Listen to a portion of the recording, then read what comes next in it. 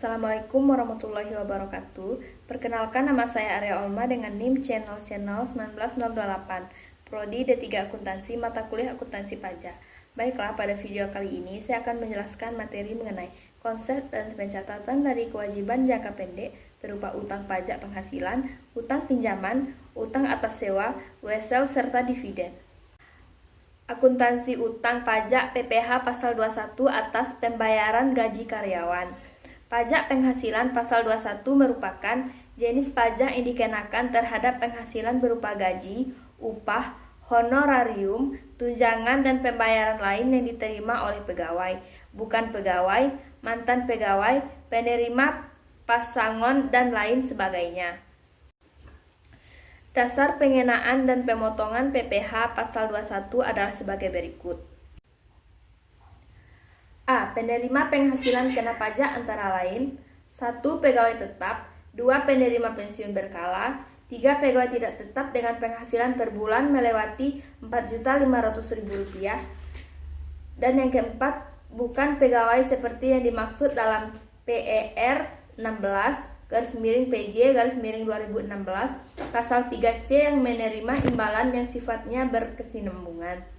Yang B. Seseorang yang menerima penghasilan melebihi Rp450.000 per hari, yang berlaku bagi pegawai tidak tetap atau tenaga lepas yang menerima upah harian, upah mingguan, upah satuan, atau upah borongan.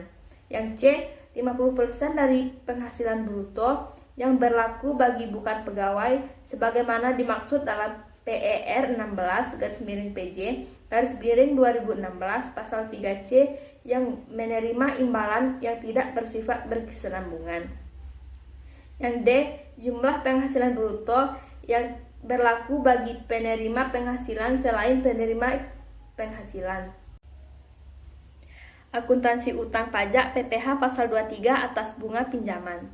Pajak penghasilan pasal 23 atau PPh pasal 23 adalah pajak yang dikenakan pada penghasilan atas modal, penyerahan jasa atau hadiah, dan penghargaan.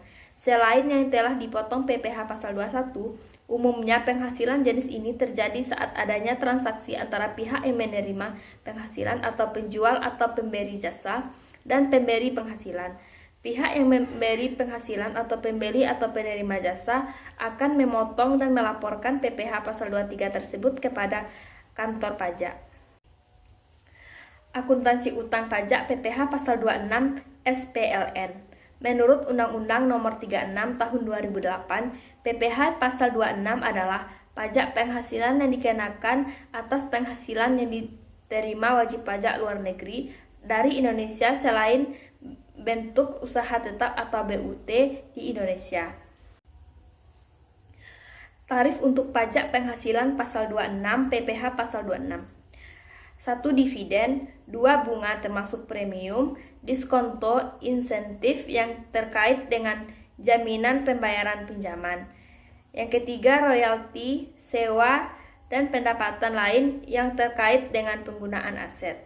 Yang keempat, insentif yang berkaitan dengan jasa, pekerjaan, dan kegiatan.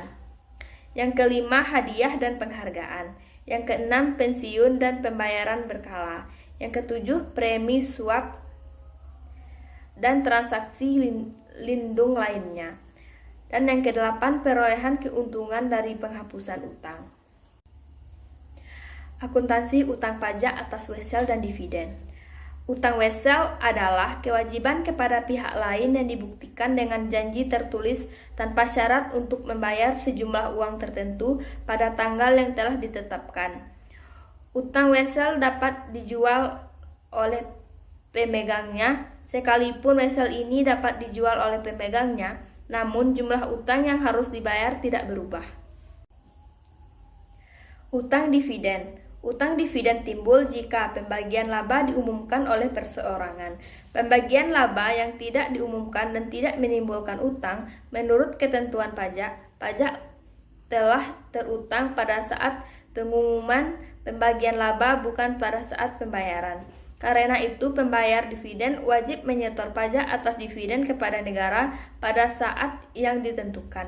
Ketentuan pemungutan pajak diatur dalam pasal 23 dan 26 Undang-Undang Nomor 7 Tahun 1983. Sekian yang dapat saya sampaikan mengenai konsep dan pencatatan dari kewajiban jangka pendek berupa utang pajak penghasilan, utang pinjaman, utang atas sewa, wesel, serta dividen.